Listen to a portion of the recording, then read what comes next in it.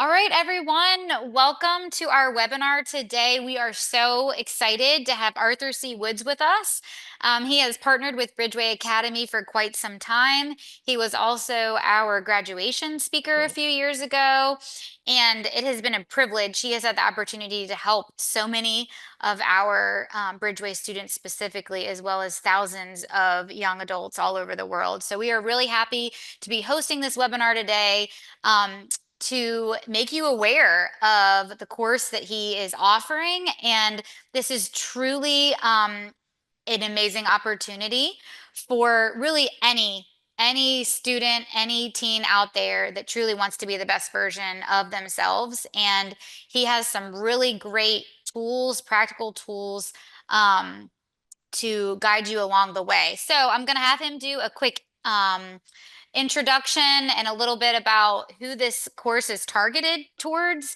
And before we do that, I would love to know where you are, maybe what grade level you're in, or if you're a parent watching this, let us know maybe what state you're from or the age of your child. We're so glad you're here, and we have a lot of great information to cover in this short webinar and lots more to come should you join the course. So, Arthur, I'm going to turn it over to you. Thanks for being here. Yeah, thanks so much, Betsy Joy, and to whether you're a parent watching this or considering it for your teenager, or you're a teenager watching this, considering it for yourself. Welcome. I'm glad to be able to do this for you, and I'm excited about this upcoming semester being able to lead and teach the Blueprint Student Leadership course with Bridgeway Academy. I think it's going to be good for anyone who chooses to participate. So again, my name is Arthur, and I've been working with teenagers for a long time. In fact, I consider it one of my highest callings in life. It's been something that I was interested in even when I was a teenager. I had this incredible youth pastor who was just like the most gracious, giving, generous guy. And I always thought, boy, that he just has like such a cool job to be able to hang out with kids and pour into their life. And so I've been doing student ministry and student education and student coaching for a lot of years now. And so I'm excited to be continuing to partner with Bridgeway Academy on the Blueprint Student Leadership course. So what I wanted to do today is actually just kind of take us through in just a brief few minutes some of the highlights that you can expect from the course. Now, we're not going to go into too much detail here because obviously I want you to take the course. I want you to get the full benefit of the course, which is about 6 weeks long, give or take. I don't remember the exact time frame, but today we're going to hit some of the highlights to kind of give you a tease or a taste of what to expect. And ultimately, as Betsy Joy already said, if you're the kind of teenager that is interested in becoming the very best version of themselves, this is the course for you. Or parents, if you think you want your teenager to become the very best version of themselves, this is the course for them. So in session one, we start off with a general idea of what is your leadership identity. Because we want our students to become not just leaders, but extraordinary leaders.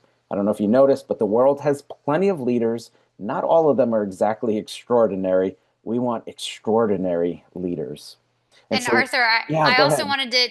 wanted to jump in because it's also an extraordinary opportunity because don't forget, you can get high school course credit for taking this. Yes. You can get an elective credit. So I know many high schools out there need that elective credit to graduate. So don't forget, this would be an amazing course to take to build up your elective credits. So just a little tip. Yeah, I'm glad you said that. And this also speaks to a certain demographic of students. This could be a course that literally transforms your life, and that's what I hope for you. But Hmm. also, just a little pro tip. This will not be your most academically challenging course. This is not your chemistry course, your biology course, your advanced So math course. sign up. So yes, this is if I don't want to say like this is an easy course. I just want to say Hmm. yes, this is going to transform your life, but it's not going to be your academically Yeah, challenging great. course, but very, very practical. So the idea that we start off with is that a teenager is a leadership, and we identify leadership as influence, nothing more, nothing less. And then we want our teenagers, we want our students to embrace this leadership identity of I have influence. I am a leader. I have a responsibility to be an extraordinary leader. So often we think about leadership as a position of leadership or authority.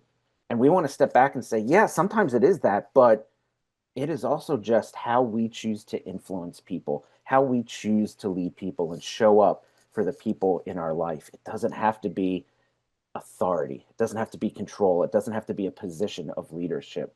All of us, every teenager, is and can be a leader. And so then we go to session 2 and we talk about the personal identity of extraordinary leaders. We were all asked that question when we were growing up. What do you want to do when you grow up? And we have all these different answers. And the question I want to actually propose in this course is not what do you want to do when you grow up, but who do you want to be? What if we Mm, decided who we wanted to be before we even thought about what we want to do? For that's sure. so good. Yeah, I mean So good. both questions Hmm. are important. We Hmm. do want to spend a lot of time figuring out what we want to do. But what if we first said, yeah, who do I want to be? Regardless of what I end up doing, who do I want to be? And I love this quote from Emerson. The only person you are destined to become is the person you decide to be. There's so much freedom in that.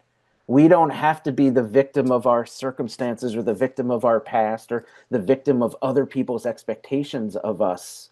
We get to become who we want to be by the decisions, the choices that we make. So let's make sure we're making positive, healthy, good choices in the direction of the person that we want to be.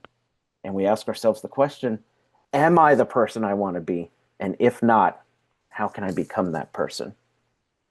And as your teacher, I'd love to help you get there. All right. And then in our session 3, our third session, we talk about the mindset of extraordinary leaders. And a mindset, we throw that word around a lot, but it's simply a mental attitude that predetermines our responses. As simple as this, your mindset affects how you respond to life. If you have a good, positive, healthy, truthful mindset, that's how you're going to respond to life. That's how you're going to show up every single day. But if it's negative and toxic and it's filled with lies, and that's also how you're going to show up. And so I want to help our students embrace good mindsets that are positive and healthy and true in light of who they want to become. The author Steve Maraboli says once your mindset changes, everything on the outside will change along with it.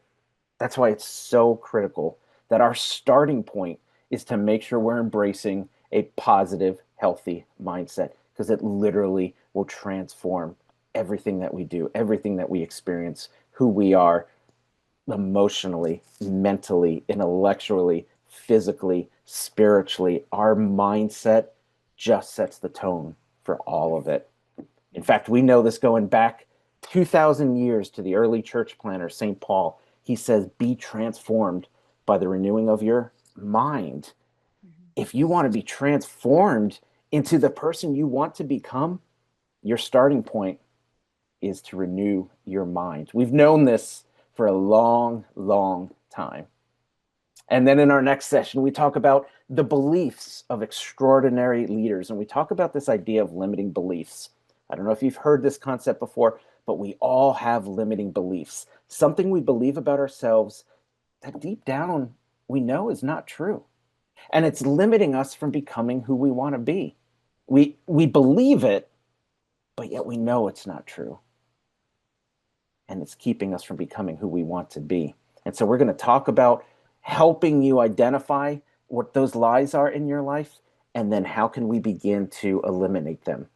Because one thing I know about leadership is the best leaders are the ones who know truth about themselves, about the world, and about the people they lead. And so we don't want our leaders believing lies about themselves. Then in session 5, we talk about the relationships of extraordinary leaders. There's a principle that I love that's been around for ages, but Ken Coleman, the author, recently popularized it in a book he wrote called The Proximity Principle. And he says this: to do what I want to do, I have to be around the people who are doing it and the places it is happening. Now, because as a life coach and as a teacher with Bridgeway, I spend a lot of time focusing on who do I want to be, not just what do I want to do, but who I want to be. I'm going to just tweak this quote ever so slightly to say, to be who I want to be, I have to be around the people that are like that. If we are coming into proximity of people that are helping us become who we want to be, that's exactly what we should be doing.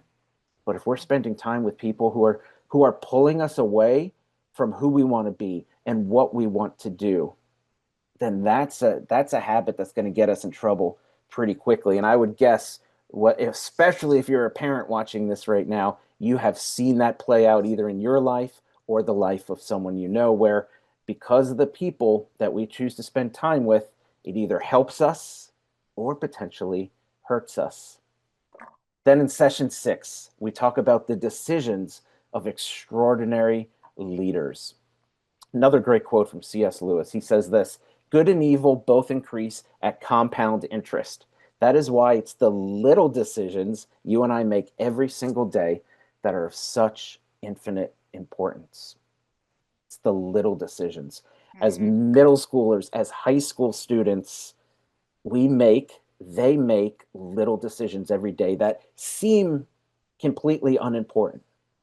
But C.S. Lewis would say, and I would agree with him, they're going to add up and they're going to add up and they're going to compound. And the next thing you know, all those great decisions you make are going to propel you toward greatness. Or Hmm. the opposite, if you're filling your life with a bunch of poor choices and poor decisions, well, you know where that's going to head as well. Hmm. And then in session 7, we talk about the communication of extraordinary leaders. As we think about people, as we think about leaders that are great, that are extraordinary, they have an ability to also communicate. And so Stephen Covey says this: most people do not listen with the intent to understand, they listen with the intent to reply. I mean, we've all done that, right? Yep. It's Yep. called active listening, right? We need to Hmm. be more active in our listening. While you're talking, I'm trying to think of the next thing I'm going to say. While I'm talking, you're thinking of the next thing you're going to say.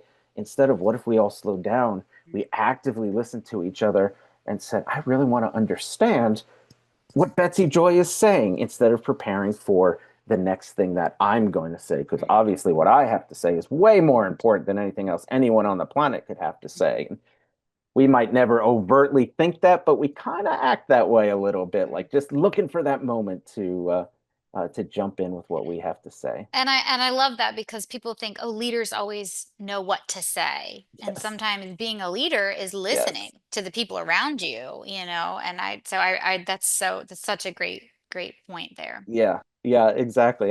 We do need leaders who are better at listening Yes. than Yep. speaking. And then we talk about 3 critical aspects of communication, whether this is written communication or verbal communication or digital communication. But how we show up in communication makes such a big difference in our lives, especially in the context of leadership. But are we responding to people promptly? Or Mm, are they being kind of held on unread for infinite periods of time? Are we engaging in professional communication? And obviously, I'm not talking about like necessarily when you're texting or messaging your friends, but rather when you're at a professional level, a business level, an academic level, is your communication verbally, written, digitally, is it professional? And mhm, if not, we're going to talk about some ways that can help you make it mm, more professional. You should, as a teacher, and Betsy Joy, you probably know this as well.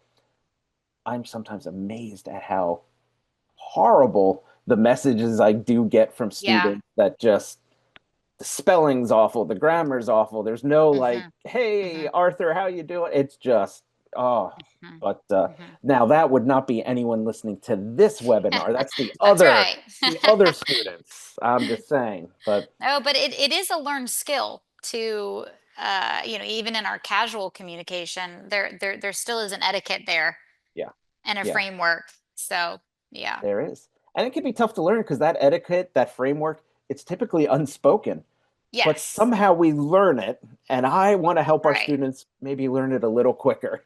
Yes. So, Yes. and then finally, what does it look like to be polite in our communication? Hmm. which sounds like such a basic thing. Like, what are you, my mom? What do I have to say? Please and thank you? Yeah, Hmm. yeah, that's a Hmm. good start. Please and thank you is Hmm. a good start. Absolutely. In your Hmm. written communication, your verbal communication, your digital communication. Yeah, absolutely. So Hmm.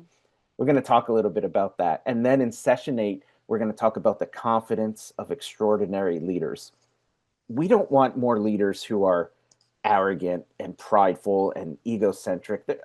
When you look at our world, there's enough of that already. But Yeah. we do need more confident leaders who are confident without being arrogant. And we're going to talk about how we can eliminate some of the self-doubt in our life to help us become more confident leaders. And I won't take the time today to go through the strategies, but we're going to talk about 5 different strategies in that session just on how a teenager can begin to eliminate the self doubt in their life and begin to lead more confidently. One of the things I know is I do one on one coaching, I do teaching, I do speaking and training. So I have talked about all sorts of different topics with all sorts of different people. And the one thing that always comes up is that people struggle with self doubt. So Hmm. how can we help them unpack their own self-doubt, Hmm. give them some practical strategies for eliminating it, and go on to become Hmm. confident leaders?